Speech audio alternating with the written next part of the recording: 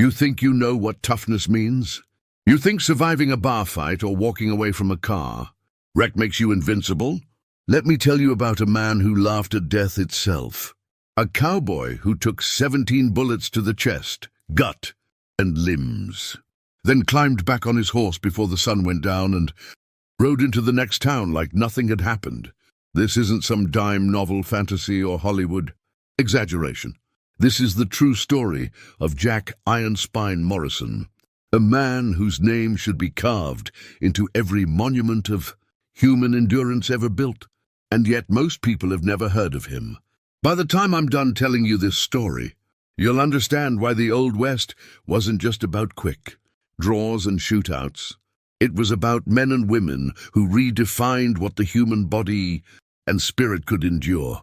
So before we dive into the bloodiest, most unbelievable survival story you've ever heard, hit that subscribe button, because stories like this don't get told enough. And if you love tales of revenge, resilience, and the raw brutality of frontier justice, you're in exactly the right place. Drop a like if you're ready to have your mind blown. And let's ride into 1887, into the dust and gunpowder of a Wyoming morning that would change one man's life forever and cement his legend for all time.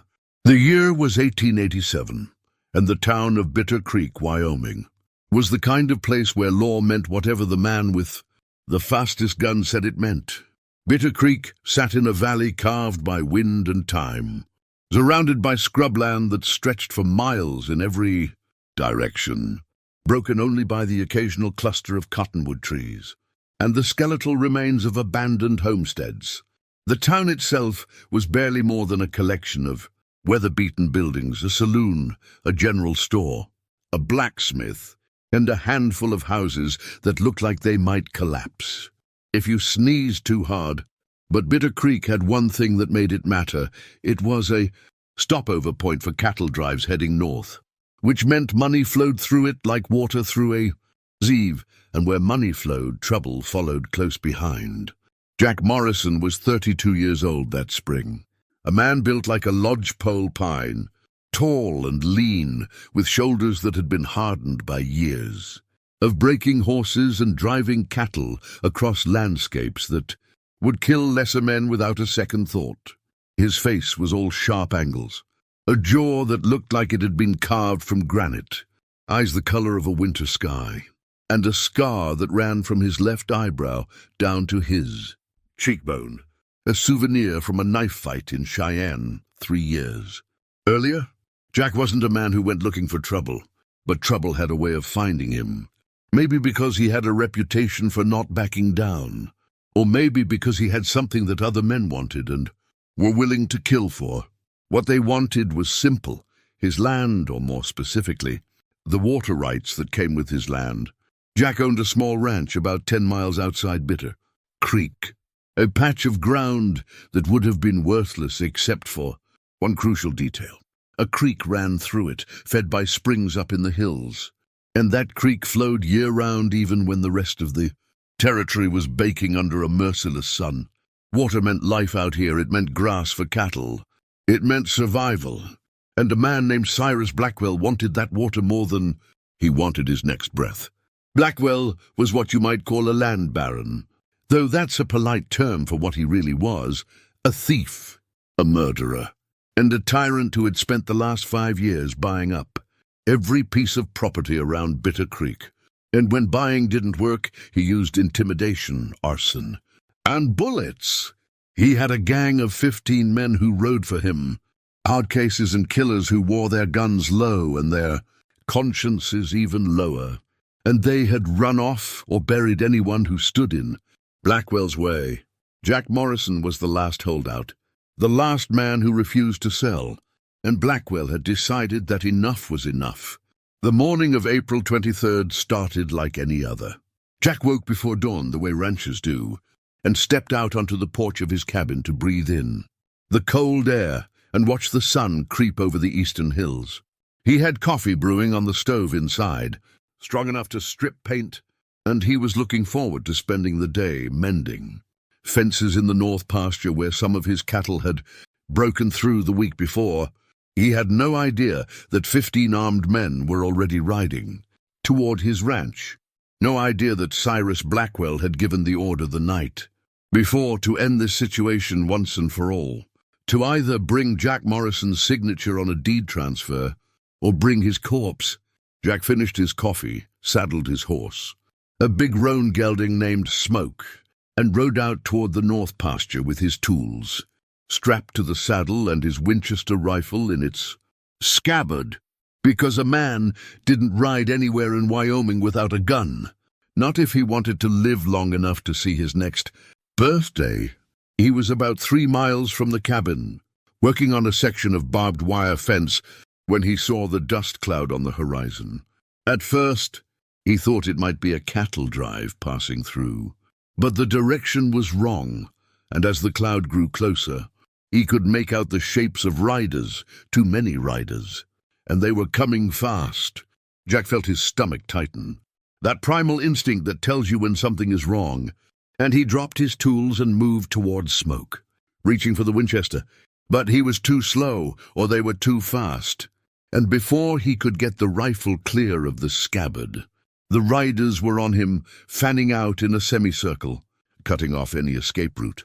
There were 15 of them, just like Blackwell always rode with, and sitting in the center on a black stallion that probably cost more than Jack's entire ranch was Cyrus Blackwell himself. Blackwell was a big man, not tall but wide, with a belly that spoke of too many steaks and too much whiskey, and a face that looked like it had been punched by God and put back together wrong. He wore a black suit that was covered in trail dust, a silver-banded hat, and a smile that had no warmth in it whatsoever.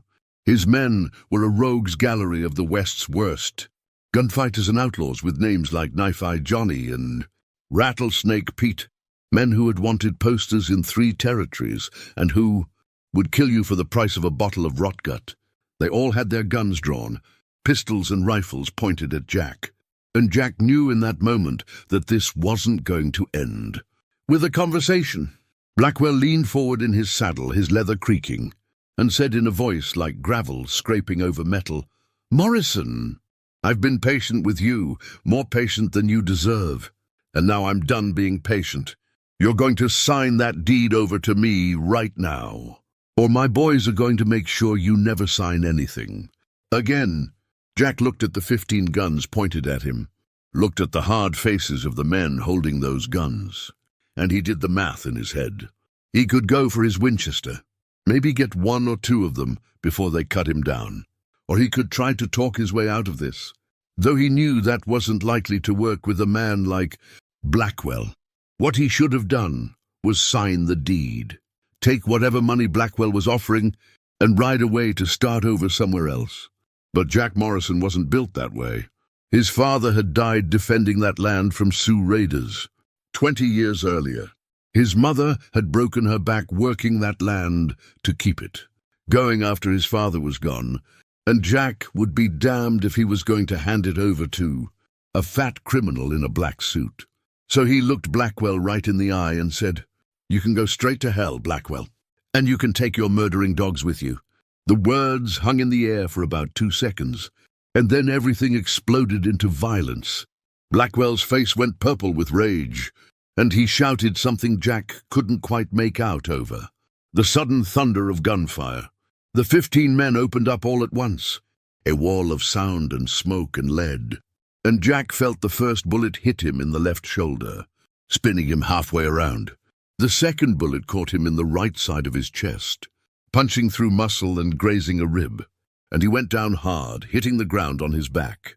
But they didn't stop shooting. They kept firing, pouring round after round into him as he lay there in the dirt, and Jack felt each impact like a hammer blow, his body jerking with every hit. A bullet went through his left thigh, another through his right calf, one more through his left arm just above the elbow. He could taste blood in his mouth, could feel it spreading hot and wet across his chest and stomach, and he thought, "This is it. This is how I die." Shot to pieces in the dirt by Blackwell's hired killers. But here's where the story gets unbelievable, where it crosses the line from history into legend. Jack Morrison didn't die. The shooting finally stopped, the smoke cleared, and Blackwell's men sat on their horses, staring down at Jack's body, which was leaking blood from at least a dozen wounds. Blackwell himself climbed down from his horse, walked over to Jack, and used his boot to roll him onto his back. Jack's eyes were closed, his face was pale, and he wasn't moving. Blackwell spat in the dirt next to Jack's head and said, "Stupid son of a bitch, should have taken my offer." He turned to his men and ordered two of them to stay behind and bury the body. Then he and the rest of the gang rode off toward Bitter Creek, probably to celebrate their victory with whiskey and cards. At the saloon, the two men Blackwell left behind, a pair of lowlifes named Cutter and Deke, dismounted and stood over Jack's body, arguing about who was going to dig the grave. They were about 20 feet from where Jack lay, not paying much attention when Jack's eyes snapped open. He could barely breathe. Every breath felt like inhaling broken glass, and his body was screaming at him to just lie still and die. But Jack Morrison was not a man who gave up easily. He slowly, inch by agonizing inch, turned his head to the side and saw smoke standing about 30 yards away, reins trailing in the dirt. The horse having spooked during the shooting but not run off completely. Jack knew that if he could get to that horse, if he could somehow pull himself into the saddle, he might have a chance. It was a slim chance, maybe no chance at all, but it was better than lying in the dirt waiting for Cutter and Deke to realize he was still alive and put another bullet in his head. Jack waited until Cutter and Deke were both looking the other way, still arguing, and then he started to move. It was the hardest thing he had ever done in his life. Harder than breaking wild broncs, harder than fighting off Sioux raiders, harder than anything he could have imagined. He dug his fingers into the dirt and pulled himself forward, dragging his shattered body inch by inch toward smoke, leaving a trail of blood behind him that looked like a red river. The pain was beyond description, beyond anything most people will ever experience, each movement sending fresh waves of agony through every nerve in his body. But Jack kept moving because stopping meant dying, and he wasn't ready to die yet. He could hear Cutter and Deke behind him still arguing, their voices carrying across the empty land, and he prayed they wouldn't turn around, prayed that God or the devil or whoever was watching would give him just a few more seconds. He reached smoke after what felt like an eternity, though it was probably only a minute or two, and he grabbed the stirrup with his right hand, the one that wasn't completely useless, and pulled himself up. The horse shifted nervously, sensing the blood and the wrongness of the situation. But Smoke was a good horse, a loyal horse, and he didn't bolt. Jack got his feet under him somehow, though his left leg was barely working, and his right leg felt like it was full of hot coals, and he pulled himself up into the saddle. It took 3 tries, each one threatening to make him black out from the pain. But he finally got himself seated, and he grabbed the reins with his working hand. That's when Cutter and Deke turned around and saw what was happening. "Jesus Christ, he's alive!" Deke shouted, and both men went for their guns. But Jack was already moving. He kicked Smoke's flanks with what little strength he had. Left, and the big roan gelding lunged forward, breaking into a gallop. Cutter and Deke fired, their bullets whining past Jack's head. But they were shooting at a moving target now, and their shots went wide. Jack leaned low over Smoke's neck, holding on with his thighs and his one good hand, and he rode. He rode like the devil himself was chasing him. Rode through the pain and the blood loss and the certainty that he should be dead. Rode because stopping meant dying, and he had already decided he wasn't going to die today. Behind him, he could hear Cutter and Deke shouting, mounting their horses, starting to give chase. But Smoke was fast, faster than their horses, and Jack had a head start. He rode east, away from his ranch, away from Bitter Creek, toward the next town, which was called Red Rock and was about 30 miles away. 30 miles on a horse, with 17 bullet wounds in his body, bleeding from at least a dozen places, barely able to stay conscious, let alone sit upright in a saddle. It should have been impossible. It was impossible by any reasonable measure. But Jack Morrison did it anyway. He rode through the afternoon, the sun beating down on him, baking the blood on his clothes until it was hard and crusty, his vision blurring in and out, his body threatening to quit on him every second. Several times he nearly fell off, caught himself at the last moment, forced himself to stay upright to keep riding. He saw things during that ride, things that probably weren't real, hallucinations brought on by blood loss and shock. He saw his father standing on a hillside, waving at him, telling him to keep going. He saw his mother standing by the creek on his ranch, smiling at him, looking young and healthy the way she had when he was a boy. He saw angels and demons, both of them beckoning, both of them offering him rest. But Jack ignored them all and kept riding. The landscape blurred past him, scrubland and rocks and the occasional cluster of trees. And he had no idea if he was even going in the right direction anymore. But he kept riding because that's all he could do, because stopping meant dying and he wasn't ready for that. The sun was just touching the western horizon, painting the sky in shades of orange and red that looked like a prairie fire. When Jack finally saw Red Rock in the distance, it was a bigger town than Bitter Creek, maybe 200 people, with an actual main street and a doctor's office. And Jack aimed smoke toward it with the last of his strength. He rode down the main street at a walk now, barely able to stay in the saddle, blood dripping from his clothes and leaving spots on the dusty street. And people stopped what they were doing to stare at him. They stared at this ghost of a man, this corpse that refused to lie down. And then someone shouted for the doctor, and people came, running. Jack remembered hands reaching up to catch him as he finally, mercifully fell from Smoke's back. He remembered being carried into a building, laid out on a table, and then everything went black. When he woke up, it was 3 days later, and he was lying in a bed in what turned out to be Doc Hendrick's surgery. The doctor was an old man, probably in his 60s, with white hair and steady hands and eyes that had seen pretty much everything the frontier could throw at him, but even he looked amazed when Jack opened his eyes. "Son," Doc Hendrick said, shaking his head, "you should be dead 10 times over. I pulled 17 bullets out of you, 17, and somehow you didn't hit any major arteries. Didn't hit your spine. Didn't hit anything that would have killed you outright. But riding 30 miles after taking that kind of damage? That's not possible. That defies everything I know about medicine and the human body."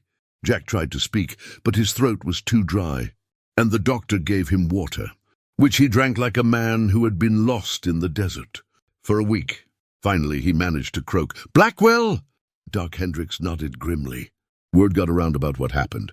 The sheriff sent deputies to your ranch, found the 2 men Blackwell left behind, arrested them. They're singing like canaries, told the whole story. And there's a warrant out for Blackwell and his gang now. They rode north, heading for Montana probably. But they'll be caught eventually." Jack lay back against the pillows, his body wrapped in so many bandages he looked like an Egyptian mummy. And he thought about Cyrus Blackwell riding free, thought about the man who had tried to murder him, getting away with it, at least for now. That thought burned in his gut worse than any of the bullet wounds, and he knew, lying there in that bed, that this wasn't over, not by a long shot.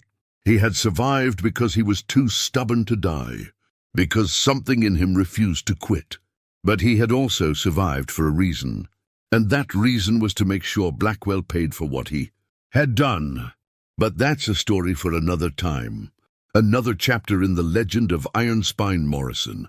The doctor told Jack it would be months before he could walk. Again, maybe a year before he could ride. And Jack nodded and agreed with him because there was no point in arguing. But 6 weeks later, Jack walked out of that doctor's office under his own power, still moving slowly, still hurting with every step, but walking. And 3 months after that, he was back in the saddle, back on Smoke, and he rode out of Red Rock heading north, following rumors and whispers about where Blackwell and his gang had gone. He carried his Winchester and 2 pistols, and he carried something else too, something that couldn't be seen but was just as real as the guns, a burning desire for justice or revenge. depending on how you wanted to look at it. Now, I could tell you what happened when Jack finally caught up to Cyrus Blackwell, how that confrontation went down. But that's not really what this story's about. This story is about the impossible, about a man who survived 17 bullets and rode 30 miles on the same day he should have died, about the human capacity for endurance that goes beyond anything we think we're capable of. Jack Morrison became a legend in Wyoming and Montana, a man whose story was told in saloons and bunkhouses from the Rockies to the Mississippi. And every time someone told the story, it got a little bigger, a little more unbelievable, until some people thought it couldn't possibly be true. But it was true, every word of it, verified by the doctor who treated him, by the townspeople who saw him ride into Red Rock more dead than alive, by the court records from the trial of Cutter and Deke, who confessed to shooting him on Blackwell's orders. Jack Morrison lived until 1923, died in his sleep at the age of 68, and when they buried him in a cemetery outside of Billings, Montana, they found old bullet scars all over his body, 17 of them, each one a testament to the day he refused to die. Some people called him lucky, said he was just in the right place to take 17 bullets without hitting anything vital. But anyone who knew Jack said it wasn't luck. It was pure stubbornness, pure refusal to give in or give up. The same quality that had built the West and made it what it was. So what can we learn from a story like this? What does it mean for us, living in a time when the worst thing most people face is a traffic jam or a rude comment on social media? I think the lesson is simple. We're capable of so much more than we think we are. When Jack Morrison was lying in that dirt with 17 bullets in him, his body broken and his blood leaking out, he could have given up. He could have just closed his eyes and let death take him, and no one would have blamed him for it. But he didn't. He made a choice in that moment to keep fighting, to keep moving, to refuse to let Cyrus Blackwell and his hired killers be the ones who wrote the end of his story. And that choice, that refusal to quit, is what separates the people who make history from the people who just live through it. We all face moments in our lives where quitting seems like the easiest option, where the pain or the difficulty or the sheer overwhelming nature of our problems makes us want to just give up and walk away. Maybe it's a business that's failing, a relationship that's struggling, a dream that seems impossible to achieve. And in those moments we have a choice. The same choice Jack Morrison had lying in that Wyoming dirt. We can give up, or we can keep fighting. We can stay down, or we can drag ourselves forward, inch by bloody inch, until we reach something better.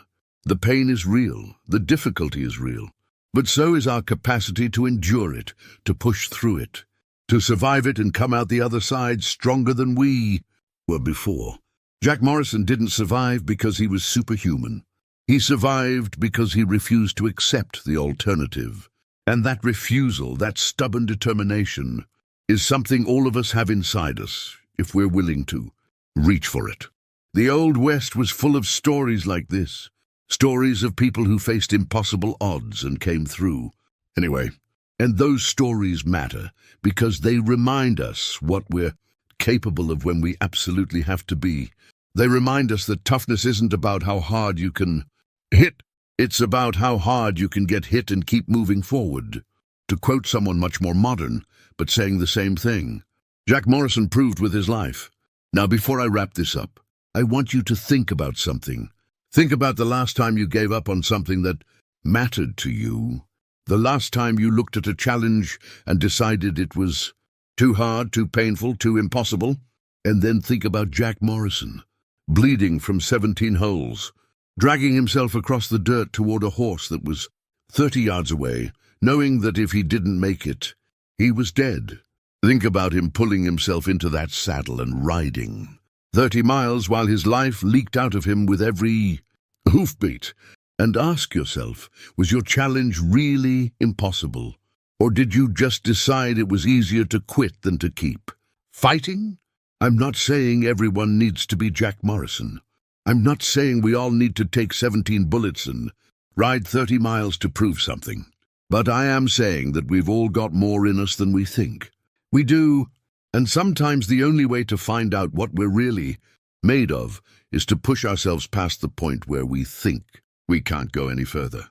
Jack Morrison found that out on a dusty Wyoming morning in 1887, and his story has echoed down through the generations as a reminder of what the human spirit is capable of when it refuses to break. So here's what I want you to do. If this story moved you, if it made you think differently about what's possible, I want you to hit that like button right now. I want you to subscribe to this channel because I've got dozens more stories like this one, stories of revenge, survival, and frontier justice that will make you question everything you thought you knew about toughness and endurance. And most importantly, I want you to drop a comment below and tell me what's your 17 bullets. What's the thing you're facing right now that seems impossible, that seems like it should kill you, but somehow you're still standing?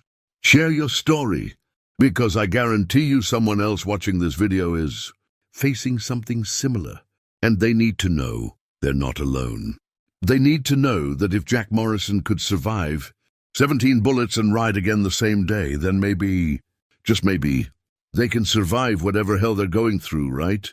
Now, the Old West wasn't gentle, it wasn't kind, and it didn't give second chances to people who weren't tough enough to take them.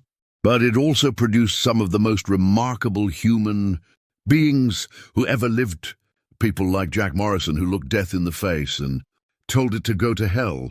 These stories matter, not just as history, but as inspiration, as proof that the human capacity for survival and endurance is far greater than we usually give it credit for. And in a world that seems to get softer and easier with each passing year, we need these reminders of what real toughness looks like, what it means to refuse to quit no matter what the cost. Jack Morrison's story didn't end in that Wyoming dirt, and it didn't end when he rode into Red Rock barely alive.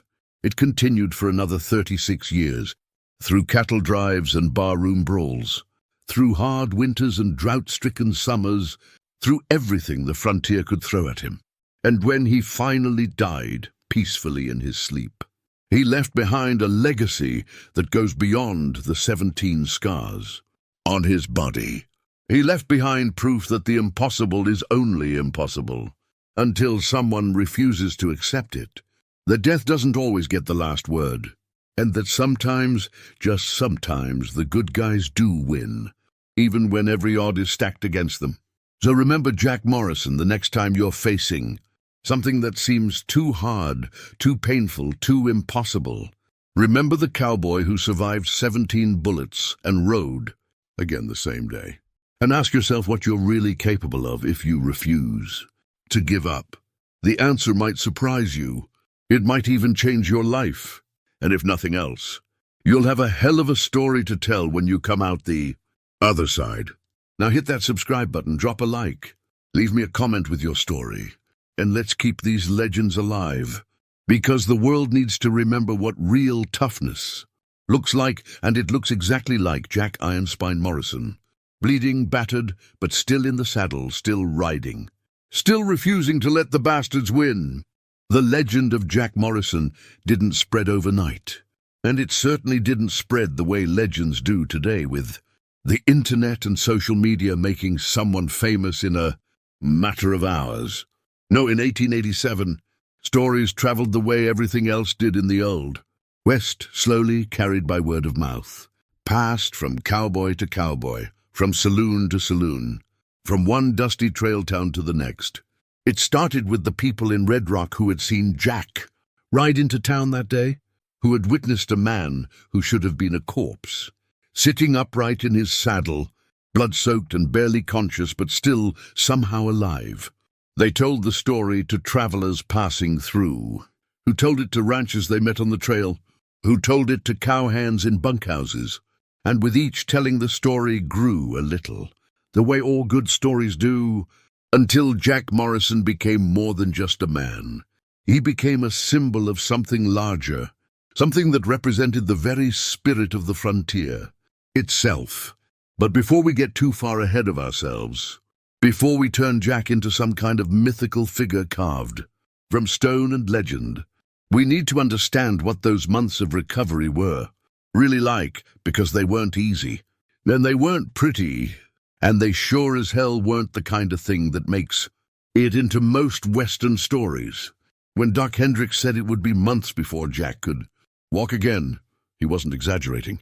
The human body, tough as it can be, isn't designed to take 17 bullets and just bounce back like nothing happened. Jack had lost an enormous amount of blood, more blood than most people could lose and survive, and his body had gone into shock multiple times during that 30-mile ride to Red Rock. The fact that he was alive at all was a medical miracle. The fact that he hadn't lost any limbs or suffered permanent paralysis was even more miraculous. But that didn't mean the road ahead was going to be anything less than brutal. The first week after he woke up was the worst. The pain was constant, overwhelming, a living thing that wrapped itself around every nerve in his body and squeezed. Doc Hendricks gave him laudanum for the pain, that opium-based tincture that was the closest thing to real pain medication they had in those days. But even drugged to the gills, Jack could barely stand it. His chest felt like someone had built a fire inside his ribcage. His legs throbbed with every heartbeat, and his left arm, which had taken a bullet just above the elbow, was so swollen and infected that the doctor seriously considered amputation. Jack refused, told the doctor in no uncertain terms that he would rather die than lose his arm, and somehow, through a combination of the doctor's skill, Jack's constitution, and sheer blind luck, the infection cleared and the arm stayed attached, though it would never be quite as strong as it had been before. The second week was when the fever came, the dreaded complication that killed more wounded men in the Old West than the actual wounds themselves. Jack's temperature spiked to dangerous levels, his body trying to fight off the infections that were trying to take hold in multiple wounds. And for 3 days he was delirious, thrashing in the bed, talking to people who weren't there, reliving the shooting over and over again in his mind. Doc Hendricks later told people that he had prepared himself for Jack to die during those 3 days, had even started making arrangements with the local undertaker, but on the 4th day the fever broke. Jack's eyes cleared and he asked for food, which the doctor took as a sign that maybe, just maybe, this stubborn son of a bitch was going to make it after all. The 3rd week was when Jack started to really understand what had happened to him, started to comprehend the full extent of the damage Blackwell's men had done. His body was a roadmap of scars, entry wounds and exit wounds, places where bullets had torn through muscle and tissue, and every single one of them hurt. Some hurt more than others. The one in his chest that had grazed his rib bone was particularly bad, but they all hurt, and Jack realized that this pain was probably going to be with him for the rest of his life. He also realized something else during that 3rd week, something that would shape everything that came after. He realized that he was angry, not just angry, but furious, filled with a rage that burned hotter than any fever, a rage directed at Cyrus Blackwell and every man who had ridden with him that day. Jack Morrison had never been a vengeful man before the shooting. He had been tough, sure, had been willing to stand his ground and fight when necessary, but he wasn't the type to hold grudges or plot revenge. He believed in the law, believed that justice would prevail eventually, believed that good men doing good things would ultimately win out over evil. But lying in that bed, his body broken and his future uncertain, Jack's faith in justice took a beating almost as severe as the beating his body had taken. Where was the law when Blackwell and his men had surrounded him? Where was justice when 15 armed men had gunned down one unarmed rancher? Where was the good in a world that let men like Cyrus Blackwell ride free while men like Jack Morrison fought just to take their next breath? These questions ate at Jack during those long weeks of recovery, and slowly, gradually, His desire for justice transformed into something darker, something more personal. He wanted revenge, wanted to see Blackwell pay for what he had done, wanted to look that fat bastard in the eye and make him understand what it felt like to be helpless, to be at someone else's mercy, to know that death was coming and there wasn't a damn thing you could do about it. Doc Hendricks saw this change in Jack, saw the way his patient's eyes had gone cold and hard, and he tried to warn him against going down that road. Revenge is poison, the doctor told him one afternoon while changing his bandages. It'll eat you up from the inside, turn you into the very thing you hate. Let the law handle Blackwell. Trust the system. But Jack had already decided that the system couldn't be trusted, that if he wanted justice, he was going to have to take it himself. And nothing the doctor said was going to change his mind. By the 4th week, Jack was sitting up in bed, able to feed himself, able to carry on conversations without losing his breath. By the 6th week, he was standing, holding onto the bed frame for support, but standing nonetheless, putting weight on legs that had been told they might never work properly again. By the 8th week, he was walking slowly and painfully, shuffling around the doctor's office like an old man, but walking. And by the 10th week, he was asking about his horse, asking about Smoke, wanting to know if the roan gelding was being properly cared for, because Jack knew that when the time came to leave Red Rock, when the time came to go after Blackwell, he was going to need that horse. Doc Hendricks had indeed been caring for Smoke, keeping the horse in a stable behind his office, feeding him and exercising him, and when Jack was finally strong enough to walk out to the stable, the reunion between man and horse was something that made even the hardened old doctor's eyes water a bit. Smoke recognized Jack immediately, nickered and nuzzled his former rider's chest, carefully avoiding the still healing wounds, and Jack wrapped his arms around the horse's neck and just held on for a long moment, feeling more emotion than he had felt since the shooting. This horse had saved his life, had carried him 30 miles, when by all rights, both of them should have died out there in the scrubland. And Jack made a silent promise to Smoke right then and there, that they would see this through together, that they would find Blackwell and make him pay. By the 12th week, Jack was riding again. Short rides at first, just walking Smoke around the outskirts of Red Rock, building up his strength and his stamina. The townspeople would stop and stare when they saw him, this man who should have been dead, this walking ghost who had somehow clawed his way back from the edge of the grave. Some of them whispered that Jack Morrison wasn't quite human anymore, that maybe he had made a deal with the devil out there in the dirt, traded his soul for his life, and that's why he couldn't die. Jack heard these whispers and didn't care. Let them think what they wanted to think, as long as they didn't get in his way. The sheriff of Red Rock, a man named Tom Hastings, came to see Jack one day during this time, sat down with him in the doctor's office, and laid out the situation with Blackwell. "We've got warrants," Hastings said. "Warrants for Blackwell and all 15 of his men. Charges of attempted murder, conspiracy, intimidation, you name it. But the problem is, we don't know where they are. They rode north after the shooting. That much we know from Cutter and Deke's testimony. But after that, the trail goes cold. Could be in Montana, could be in the Dakota Territory, could be anywhere. And even if we found them, extradition is complicated. Jurisdiction is complicated. The whole thing is a mess." Jack listened to this, his face showing no emotion.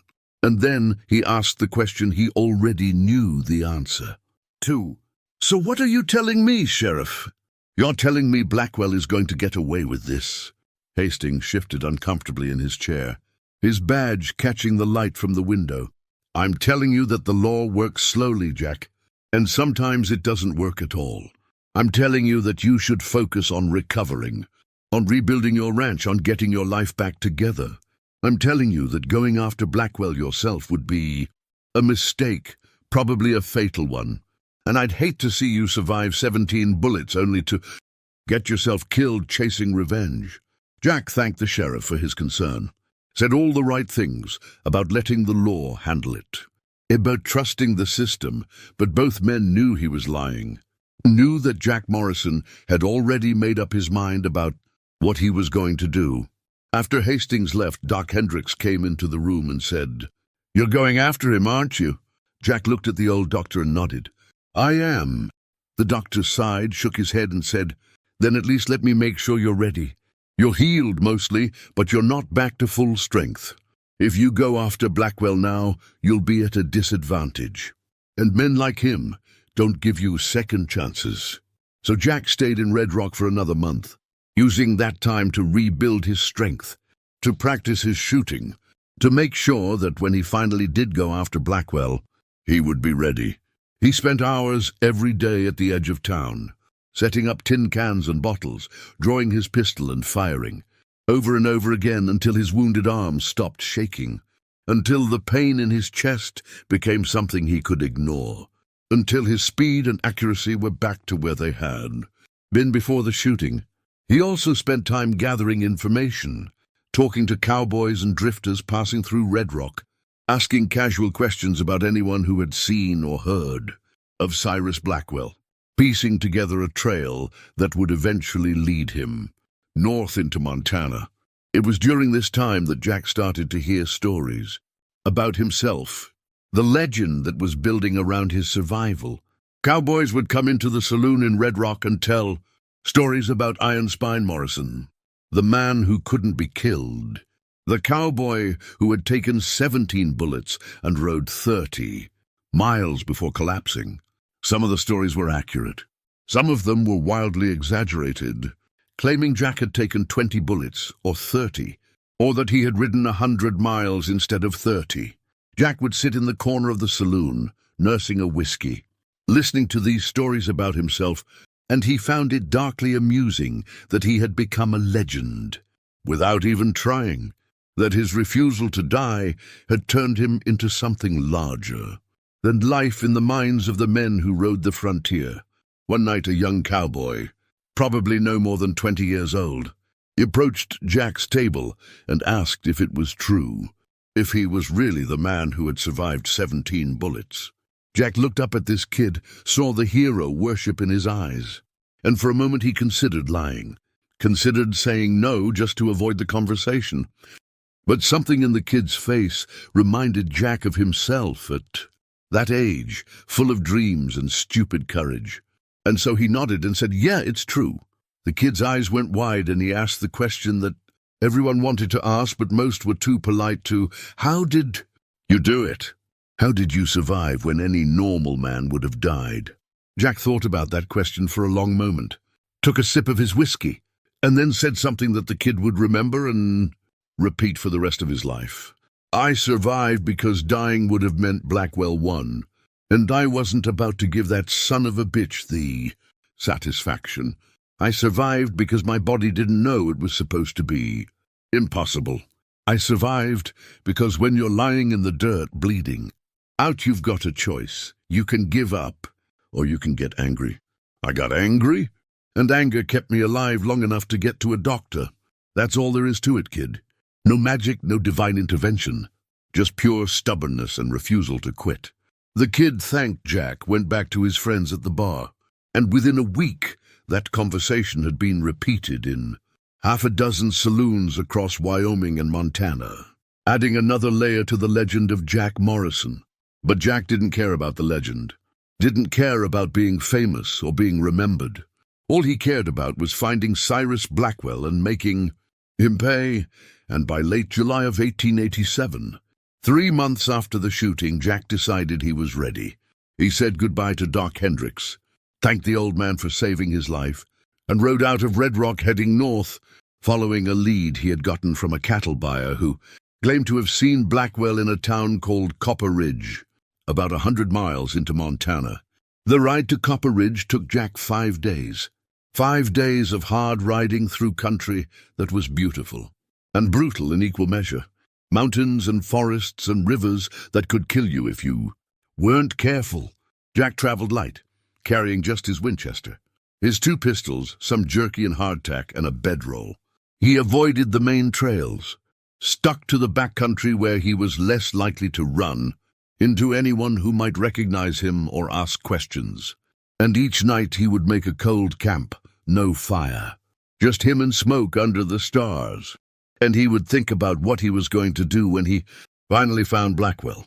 Jack knew he couldn't just ride into town and shoot. Blackwell down in the street, tempting as that might be, that would make him a murderer in the eyes of the law, would turn him from a victim into a criminal. And Jack wanted justice, not just revenge, even if those two things were starting to blur together in his mind. No, he needed to be smart about this, needed to force Blackwell into a situation where Jack would be justified in defending himself, needed to make it look like self-defense, even if they both knew what it really was. The law in the Old West was flexible when it came to gunfights, especially if both men were armed, and it could be argued that one of them drew first, and Jack intended to use that flexibility to his advantage.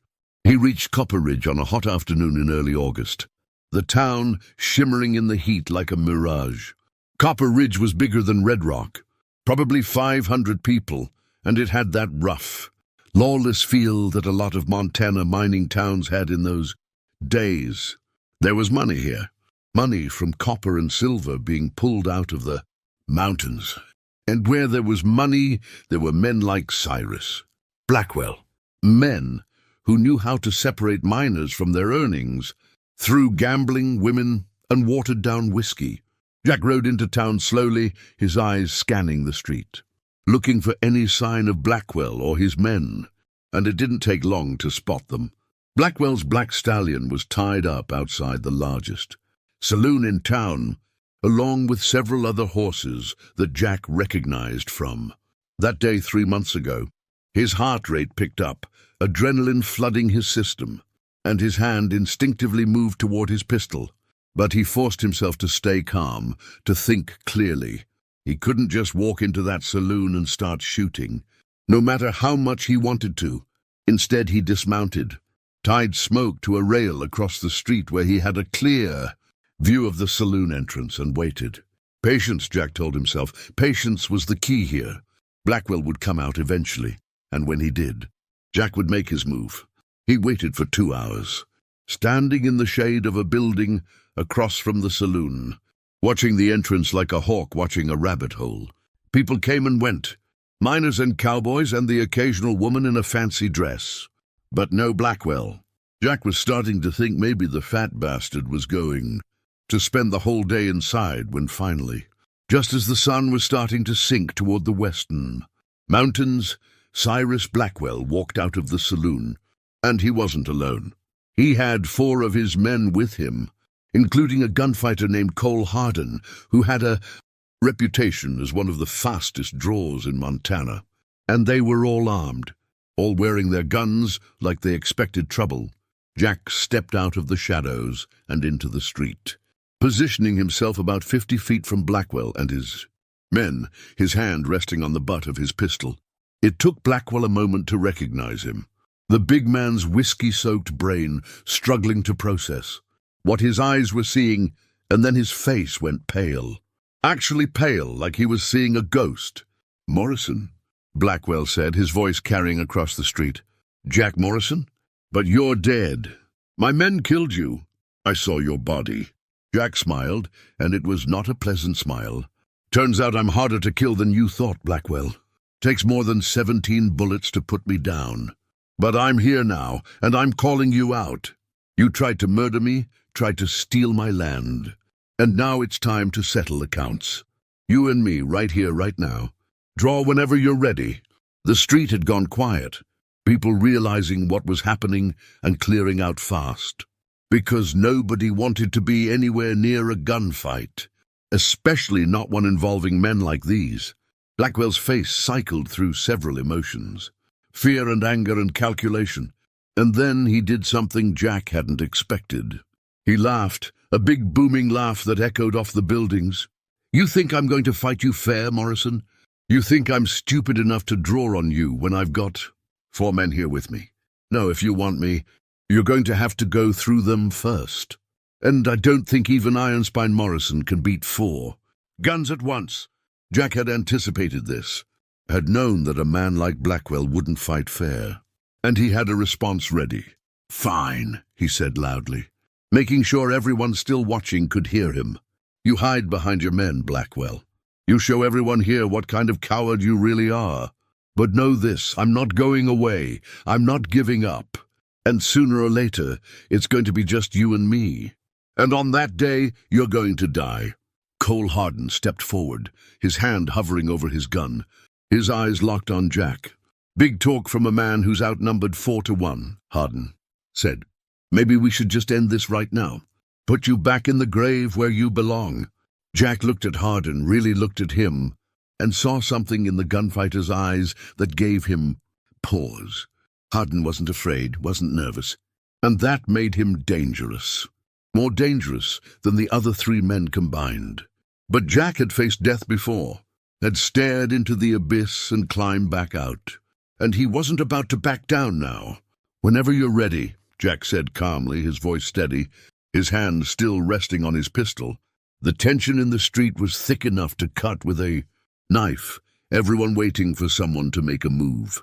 And for a long moment it seemed like the whole world had frozen in place. Then from down the street, a voice called out, "That's enough! Nobody's drawing on anybody." Jack's eyes flicked toward the voice and saw a man wearing a sheriff's badge walking toward them, a shotgun cradled in his arms. The sheriff was an older man, probably in his 50s, with grey hair and a weathered face that said he'd seen his share of trouble and wasn't impressed by any of it. He walked right up to the middle of the standoff and looked from Jack to Blackwell and back again. "I don't know what this is about," the sheriff said, "and I don't particularly care. But nobody's having a gunfight in my town. You want to kill each other, you take it outside city limits. Otherwise you all move along right now, or I start arresting people." Blackwell was quick to take the opportunity to escape, practically pushing his men back toward the saloon. But he turned and pointed at Jack before disappearing. Inside, "This isn't over, Morrison. You hear me? This isn't over." Jack watched them go, frustration burning in his chest. But he knew the sheriff was right. Starting a gunfight in the middle of town would just get innocent people killed. And despite everything he had been through, despite the rage that burned inside him, Jack Morrison wasn't a killer. At least not the kind who would risk civilians getting caught in the crossfire. The sheriff walked over to Jack, keeping the shotgun pointed safely at the ground, but ready to bring it up if necessary. "You're Jack Morrison," he said. "Not a question, but a statement. Heard about you. Heard about what Blackwell did to you down in Wyoming. Can't say I blame you for wanting revenge, but you can't have it here, not in my town. You understand?" Jack nodded slowly, his hand moving away from his pistol. "I understand, Sheriff. But that man tried to kill me, and he's going to pay for it. One way or another." The sheriff sighed, looking tired, looking like a man who had seen this scene play out too many times. "Maybe so," he said. "But not here, not today. I suggest you move on, Mr. Morrison, before this situation gets out of hand." Jack knew good advice when he heard it, even if he didn't like it. So he untied Smoke and led the horse down the street, away from the saloon, away from Blackwell and his men. But as he rode out of Copper Ridge, heading east into the gathering darkness, he made a promise to himself. This wasn't over. Not by a long shot. And Cyrus Blackwell's day of reckoning was coming, whether the fat bastard knew it or not. Over the next several months, Jack became something like a ghost haunting Cyrus Blackwell's existence. Every town Blackwell rode into, Jack would show up a few days later. Every saloon Blackwell drank in, Jack would walk into and stare him down. Every crooked deal Blackwell tried to make, Jack would somehow find out about and interfere with. Jack never drew his gun, never gave Blackwell an excuse to have him arrested and killed, but his presence alone was enough to rattle Blackwell, to make the big man nervous, to remind him constantly that his past had caught up with him and was waiting patiently for the right moment to strike. Blackwell's men started deserting him, spooked by Jack's relentless pursuit, spooked by the legend that had grown around Iron Spine. Morrison, Cole Hardin was the first to go, told Blackwell that he hadn't signed up to be hunted by a man who couldn't be killed, and rode off to seek his fortune elsewhere. Others followed, until by October of 1887, Blackwell was down to just 3 men, all of them nervous, all of them looking over their shoulders constantly, waiting for Jack Morrison to appear like some kind of avenging angel. And then, in November, it all came to a head. Blackwell and his remaining men were camped in the foothills of the Rocky Mountains, trying to lie low until they could figure out their next move, and Jack found them. He had tracked them for 2 weeks through increasingly rough terrain, following signs and hints and the occasional report from trappers and hunters who had seen them pass by. When Jack finally spotted their camp, hidden in a ravine about 10 miles from the nearest town, he knew this was it. This was the moment he had been waiting for since that day, in April, when they had shot him full of holes and left him for dead. Jack waited until just before dawn, that quiet time when the night is ending but the day hasn't quite begun, when men are at their most vulnerable. He tied Smoke a quarter-mile away, checked his weapons, and moved toward the camp on foot, silent as a ghost. Blackwell's men had posted a guard, but the guard was half asleep, wrapped in a blanket and fighting to keep his eyes open, and Jack was able to slip past him without being detected. He positioned himself behind a large boulder about 30 yards from the camp, his Winchester loaded and ready, and waited for first light. When the sun finally peaked over the eastern horizon, painting the sky in shades of pink and gold, Jack called out in a voice that carried across the camp, "Cyrus Blackwell, this is Jack Morrison. I'm giving you and your men one chance to surrender. You're wanted for attempted murder in Wyoming, and I'm taking you back to face justice. Come out with your hands up or I'm coming in. And I promise you won't like what happens if I have to come in." The camp exploded into chaos, men scrambling for their guns, Blackwell shouting orders, everyone trying to figure out where Jack's voice had come from. One of Blackwell's men, a hothead named Danny Pierce, decided to try his luck and fired toward where he thought Jack was hiding, but his shot went wide, kicking up dirt 20 feet from Jack's position. Jack returned fire, not aiming to kill but aiming to convince, and his bullet ricocheted off a rock inches from Pierce's head, sending the man diving for cover. "Last chance, Blackwell," Jack shouted. "You can end this right now. Send your men away and you and I will settle this like men. Or we can do this the hard way. And I guarantee some of you won't walk away." There was a long silence, and then Blackwell's voice, trembling slightly, called back, "What guarantee do I have that you won't just shoot me down the moment I show myself?" Jack thought about that. Thought about how easy it would be to just put a bullet in Blackwell right now and be done with it. But that wasn't justice, that was murder. And despite everything, Jack still believed there was a difference. "You got my word," Jack finally said. "I want you to stand trial, Blackwell. I want everyone to know what you did, what kind of man you really are. That's worth more to me than just killing you." Another silence, and then, slowly, Cyrus Blackwell stood up from behind the log where he had been hiding, his hands raised, his gun belt hanging loose on his hips, but his pistol still in its holster. His 3 remaining men stayed hidden, smart enough not to expose themselves, and Blackwell walked into the open, looking at the boulder where Jack was concealed. "All right, Morrison," Blackwell said. "You want to settle this? Let's settle it. You and me right here, fair fight. If you win, I'll go back with you peacefully. If I win, you leave me alone for good. Deal?" Jack stood up from behind the boulder, his Winchester pointed at Blackwell, but not aimed directly at him, and he studied the big man's face, looking for any sign of deception. Blackwell looked scared, looked defeated, looked like a man who knew his luck had finally run out. But he also looked determined, and Jack realized that for all his faults, Cyrus Blackwell wasn't going to go down without a fight. "Fair fight," Jack agreed, "just you and me. Tell your men to stay out of it." Blackwell turned and shouted to his men, "Stay down! This is between me and Morrison. Don't interfere no matter what happens." Then he turned back to Jack, his hand dropping toward his pistol, and in that moment everything slowed down.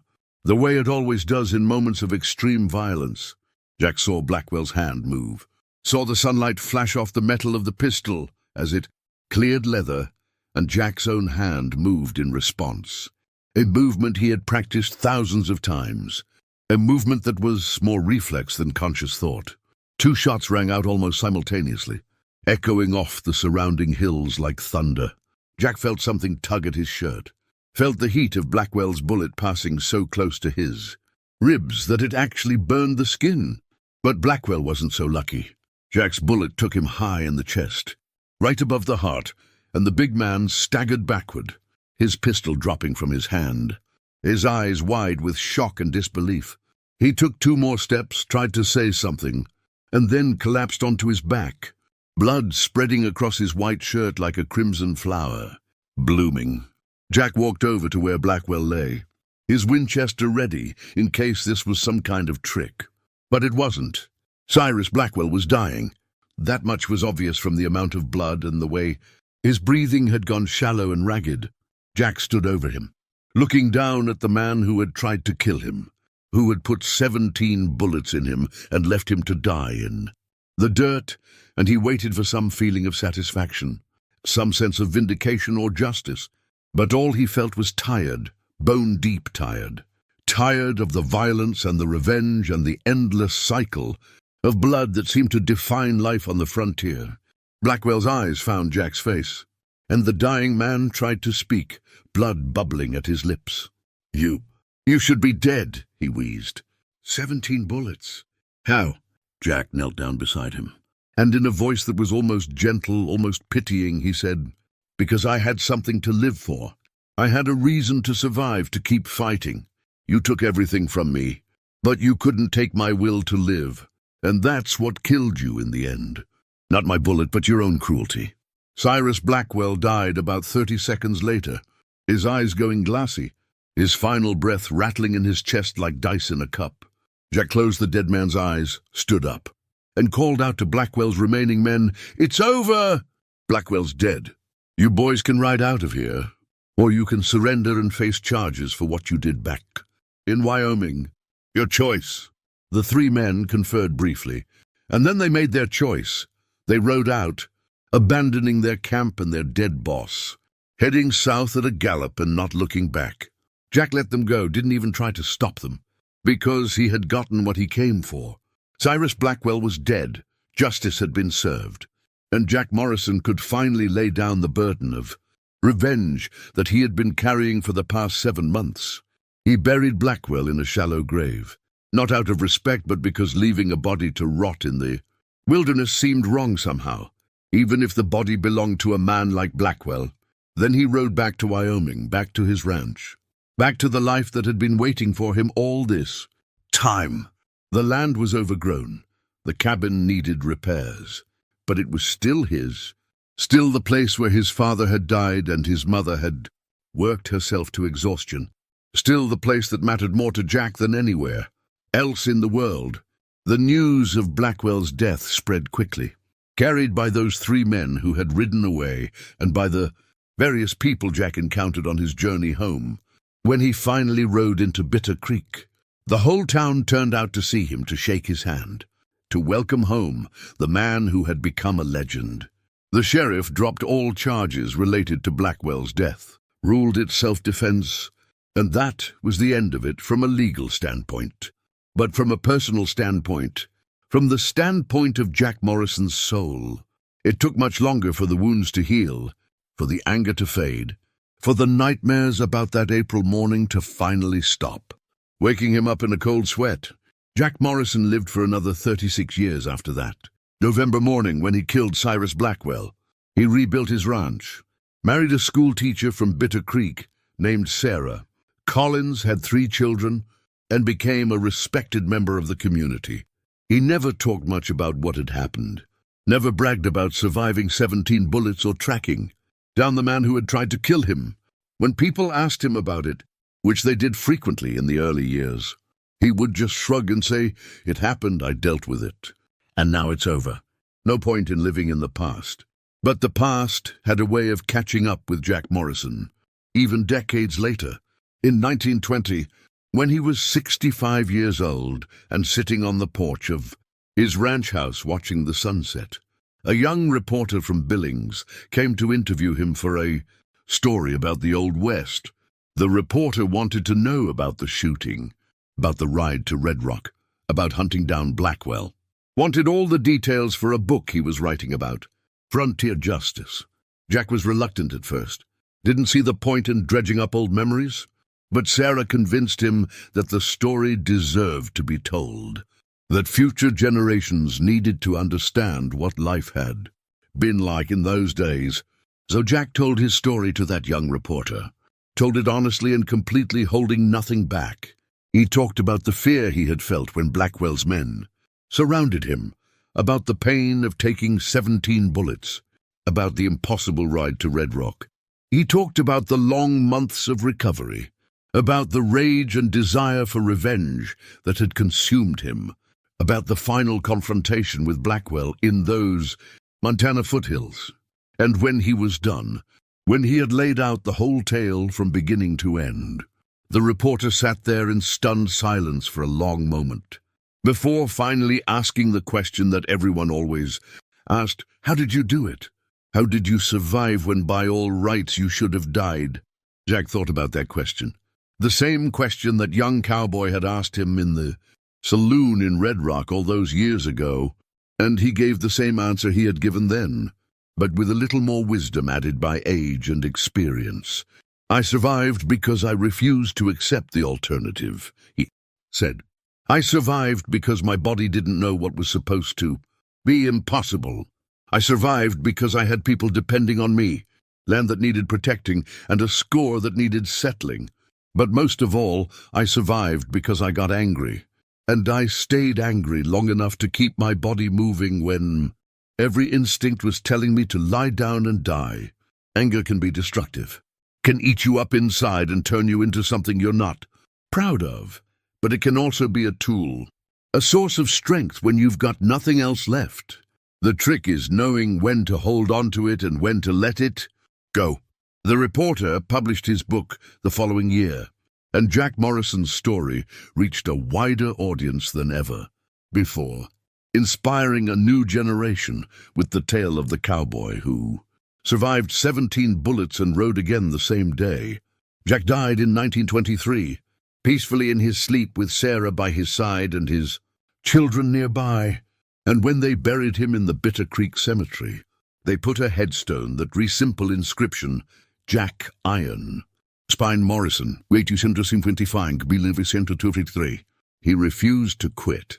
And that, more than anything else, more than the 17 bullets or the impossible ride or the revenge taken on Cyrus Blackwell, is what Jack Morrison's story is really about.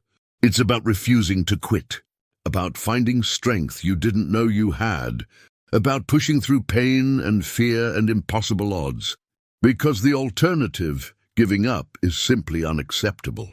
We live in a different world now, a softer world in many ways, a world where most of us will never face the kind of challenges Jack Morrison faced. But the principle remains the same.